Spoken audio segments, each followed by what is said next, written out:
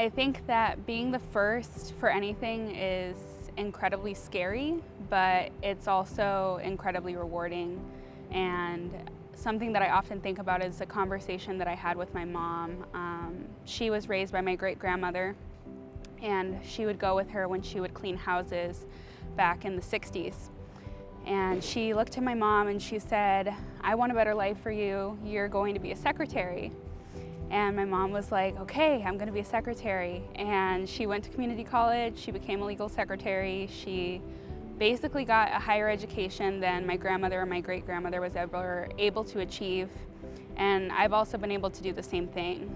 And it means so much to me that all of the hard work that they put in throughout their lives was worth it. And that the life that my mother wanted for me is something that I've been able to live out and to achieve.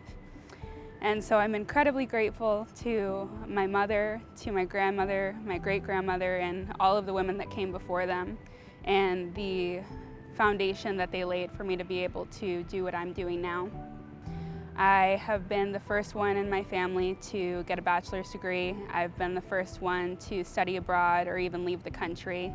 And I also hope to be the first one to be a doctor in my family. It's difficult to be the first one, and it's difficult when your family knows you're the first one and they don't necessarily know what to tell you because they've never done what you're doing. But what I think is most important is that you learn to have faith in yourself, and the fact that if you can think of something that you want to do, you can also put a plan in place to end up doing that very thing. And that's been my experience here at UT. I put in a plan to get my degree, and with the help of my advisor and with all of my professors, I was able to achieve that. I put in a plan to do a study abroad. I applied for scholarships, and I was able to get the funding necessary to do that as well.